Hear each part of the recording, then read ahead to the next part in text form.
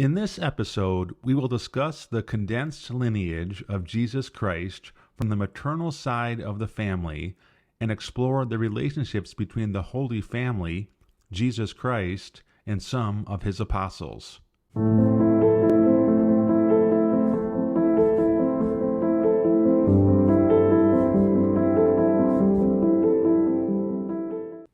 This information has been derived from mystics Catherine Emmerich and Maria of Ágreda, two of the most incredibly gifted people who have had visions of the divine and wrote of the exalted mysteries of God.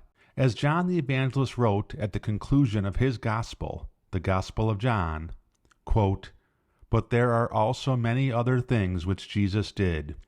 Were every one of them to be written, I suppose that the world itself could not contain the books that would be written." Now, before we begin the episode, it is important that I make clear that the pronunciations of the names and locations in this video will likely not be 100% accurate or consistent. Please recognize that this is a failure of mine as the narrator and not the fault of the source of the content.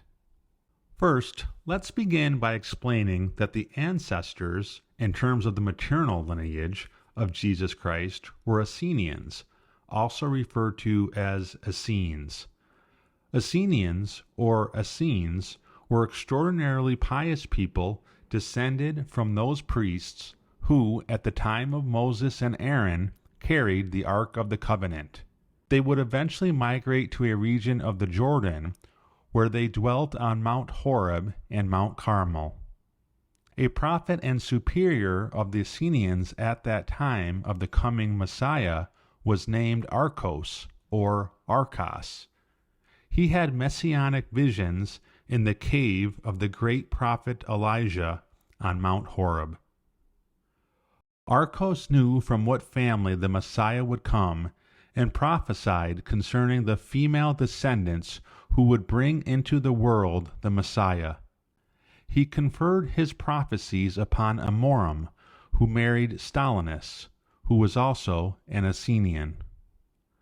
In one vision, Archos saw a rose tree with 3 branches springing from Amoram, whose name means noble mother, and that the second rose branch was marked with a sign. Now, Amoram had 3 daughters, 1 Emmerentia, 2 Ismeria, and 3 Enua. Let's first focus on Enua, who we have the least knowledge about. In fact, we know nothing of her, neither if she was married nor if she had children. All we know is that she was the 3rd daughter of Amoram. The first daughter of Amoram and Stolenus was named Emmerentia. Emmerentia married a Levite named Ephraim and became the mother of Rhoda, Enua, and Elizabeth. The birth order, however, of these daughters is unknown. Let's focus on Rhoda first. Rhoda married a husband far away from the home of her family. She had a daughter named Mara and 2 other unknown daughters. Rhoda had 2 sons, one of which was married to a woman named Moroni. When this son of Rhoda died, Moroni became a widow and subsequently remarried. More on the significance of Moroni later. So now that we've covered Rhoda's family, let's move on to Enua.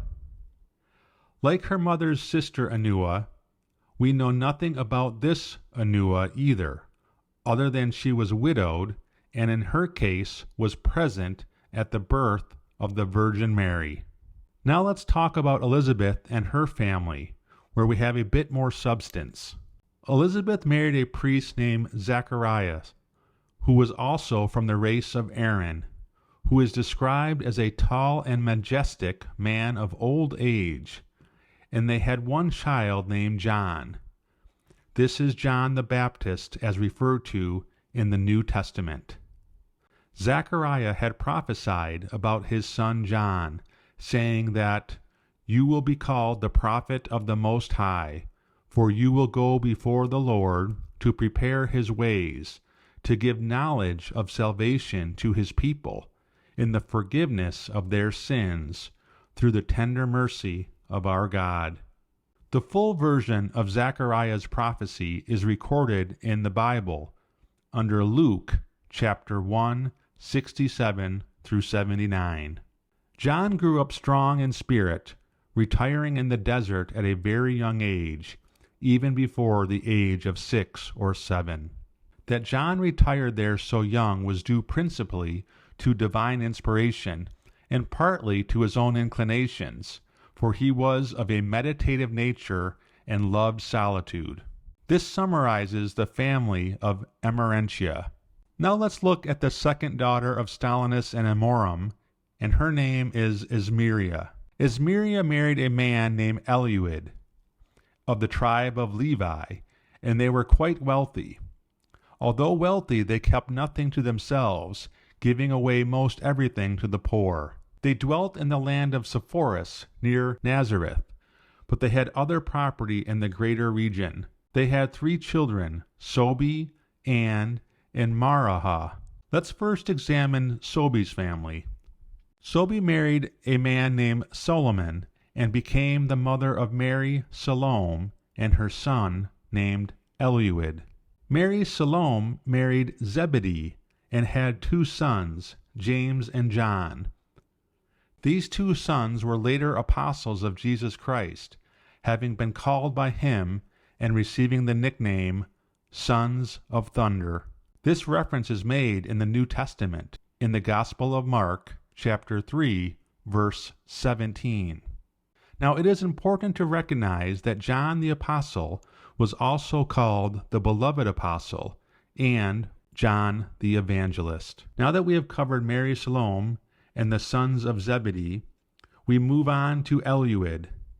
Eliud married Moroni, who, as we discussed earlier, was married to a son of Rhoda. Now that son of Rhoda had died, making Moroni a childless widow, and after his death she went to live at Naim, a village a few miles south of Mount Tabor. She then eventually married Eliud and had 1 son, and his name was Marshall. Eliud eventually died, and Moroni became a widow for the 2nd time. Now this widow Moroni was loved by the villagers of Naim on account of her great charity to orphans and the poor. Sadly, at the age of 12, Moroni's son became terribly ill and had died, but Jesus miraculously raised her son Marshall from the dead in Naim. All this is recorded in the Gospel of Luke, chapter 7, 11 through 17. Let's go back to the 3 daughters of Ismeria and cover Marara, who was the 3rd daughter of Ismeria and Eliud. We know that Marara was the 3rd daughter because she was born while Anne was a child living in the temple, and Sobi was much older than both of them. Maraha married and had 3 children, 2 sons and a daughter. The sons' names were Arastaria and Cacharia, and they would become disciples of Jesus Christ. We will now discuss Anne, who is the 2nd daughter of Ismeria and Eliud. Now it should be articulated that the sign of the promise prophesied by the prophet Archos had not appeared on the body of the child Sobi. And this lack of a sign greatly troubled Ismeria and Eliud. They journeyed to the prophet on Mount Horeb, who exhorted them to do much prayer and sacrifice, and promised them consolation. For about 18 years, Ismeria and Eliud were without children, until they each had a dream that confirmed a sign that would appear on the next child they were to have. At the birth of Anne, she brought into the world the same sign prophesied and shown in the dreams of Ismeria and Eliud. Anne is described as an extraordinarily childlike, pious, and innocent child whose personality was the same at every age, as a child, a maiden, a mother, and a grandmother. She was taken to the temple in her 5th year, where she remained 12 years, returning home on her 17th year. It was during this time that her younger sister, Marhara, was born. Before Esmira died, she spoke to Anne and told her that she must marry, for she was a vessel of the promise prophesied by the Essenians prophet. About 18 months later, Anne married Heli, later named Joachim, who was from the house of David. Anne did this in obedience to the spiritual direction of the prophet, and having many suitors, chose Joachim upon supernatural guidance. Recognized that Anne would have normally married a Levite, like her ancestors before her had done. Joachim is described as a short and broad man with superior morals and a calm disposition. He was a true Israelite, being a descendant of David through Nathan. Having lived in Anne's father Eliud's house, Anne and Joachim had their first child, a girl named Mary Heli, who is described as a lovely child. After 7 years in Anne's father's house, they withdrew and lived in privacy, devoting their lives to God. Now, Mary Heli was actually raised in the house of Anne's father and widower, Eliud. Mary Heli would eventually marry Cleophas and have several children. These children include 3 sons, James, Heliacum, Sadoc, and 2 daughters, Mary Cleophas and Anna. We will focus our attention on Mary Cleophas. There is not much known of the other sons and daughter. Mary Cleophas married a man named Alphaeus, who had a son by his former wife. Alphaeus was a widower, and his son's name was Levi, or Matthew. Matthew is described as a sturdy-built man with black hair and a beard. He is one of the 12 apostles of Jesus Christ and is responsible for the writing of the first of the 4 Gospels, the Gospel of Matthew. Mary Cleophas and Alphaeus had 4 children, Susanna, Simon, James, and Thaddeus, or Jude. Along with Matthew, James and Thaddeus would become apostles of Jesus Christ. Now, after the death of Alphaeus, Mary Cleophas remarried a man named Sabas and had a child named Joseph Barsabas. Matthew, being the oldest of these children, is described as being almost as old as the Apostle Peter, and old enough to look as if he were the father of his half-brother, Joseph Barsabas. Now, in the Gospel of Matthew, chapter 13, verse 54 to 55, some people of Nazareth rejected Jesus Christ, saying, "Where did this man get this wisdom and these mighty works? Is not this the carpenter's son? Is not his mother called Mary? And are not his brethren James and Joseph and Simon and Judas?" Well, as you can see here, these brethren were not actually brothers, but distant cousins of Jesus Christ, which we will describe later. After the death of Sabas, Mary Cleophas remarried to a man named Jonas and had a final child named Simeon. An important note here, there is no indication that Simon and or Simeon, the sons of Mary Cleophas, were of the 12 apostles of Jesus Christ. There is some support that indicates that they may have been disciples of Jesus Christ. There is one more relationship that should be disclosed, and that relates to Jonas, Mary Cleophas's 3rd husband.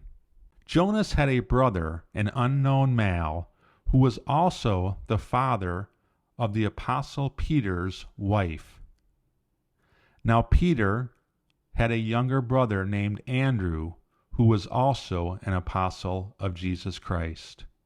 Going back to Anne and Joachim, it was understood through interior enlightenment that Anne knew that Mary Heli was not the child whom was to be gifted with the promise prophesied by the Essenian prophet.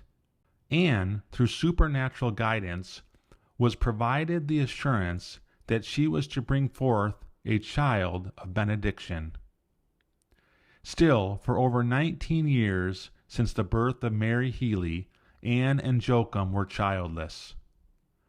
Although they lived in continual prayer and sacrifice, they were upbraided by acquaintances for their sterility, which was attributed to some form of wickedness. When their anxiety of the promised blessing had reached its height, Joachim journeyed once again to the temple in Jerusalem to offer a sacrifice. During this trip, Joachim was sorely mistreated. Being dejected, Joachim fled to his most distant herds on Mount Hermon and stayed in solitude for 5 months, praying and weeping. An angel appeared during this time to Anne in prayer. The angel showed Anne a vision of a future child and instructed Anne to go to the temple in Jerusalem and meet Joachim and offer a sacrifice of some doves. The same angel appeared to Joachim and told Joachim to return to the temple, promising that his prayer should be answered. Joachim was timid about going again to the temple. However, the angel assured him that the priest had been enlightened concerning him. It was during the time of the Feast of Tabernacles. Joachim and Anne met precisely where the angel had instructed them to meet, in the subterranean passage under the Golden Gate in the temple, where they were accompanied by many angels and embraced each other in a supernatural state. There are many exalted mysteries associated with Joachim and Anne that we will not cover here, but it is enough to say that the Immaculate Conception of Mary was accomplished through this most heavenly and loving embrace of Anne and Joachim under the Golden Gate. Mary would grow up in the temple and subsequently marry Joseph, the third of 6 brothers, who was of the house of David, being a descendant of Solomon. Joseph dwelt as a child in a large mansion outside of Bethlehem. That mansion was the ancient birthplace of King David. Interestingly, Joseph would often go to the caves beyond Bethlehem to pray when he was a child, and as an adult, Joseph was deeply pious and chaste, having acknowledged himself under greater obligation to God than other men. Like the Virgin Mary, at a young age, Joseph made a promise to God to serve him in perpetual chastity. Much could be said about the marriage and life of Mary and Joseph. However, we will turn our attention to their son, Jesus Christ. Mary prayed often with intense fervor, and one night prayed for the redemption of mankind, for the promised King, and that her own supplications might have some influence on his coming. On that night during her prayer, the archangel Gabriel appeared to Mary surrounded by an effulgence of light and spoke to her.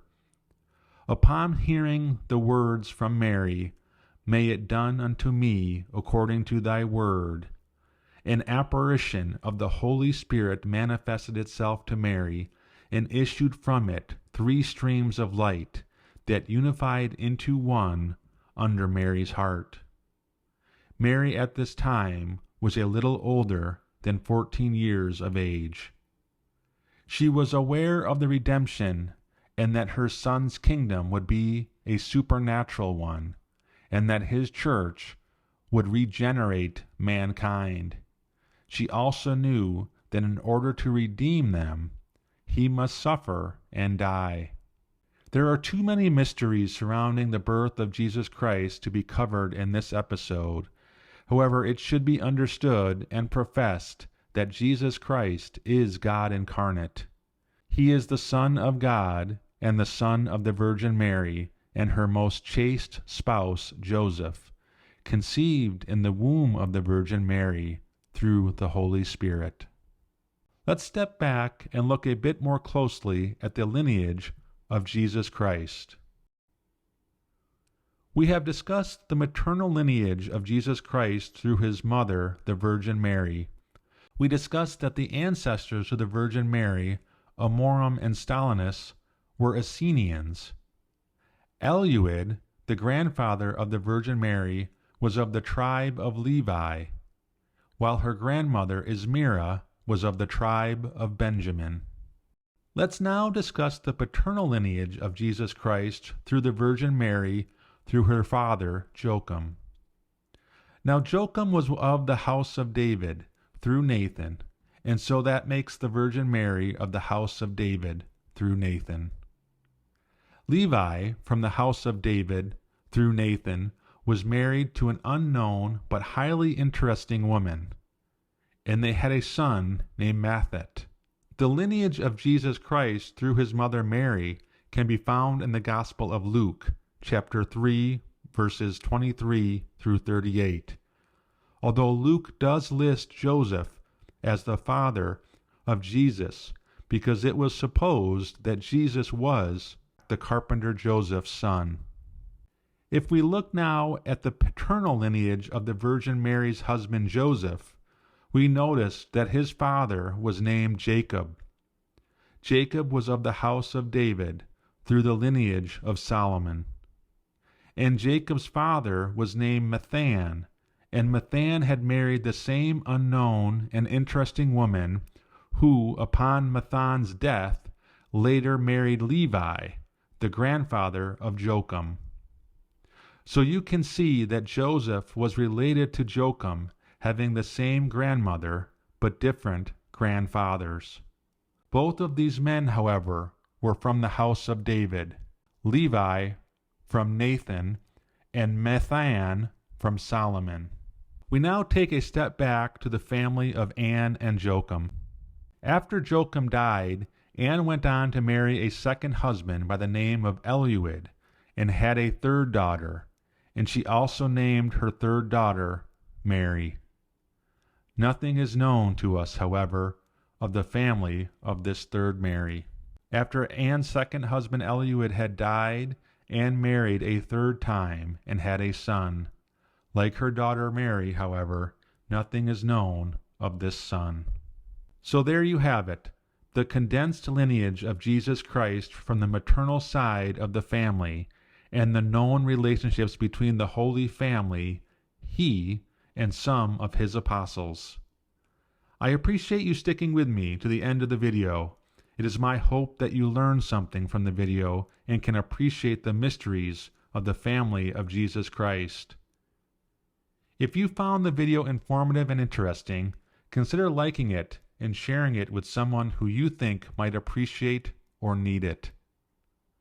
Thank you, and please subscribe for more content like this from Mystic Knowledge.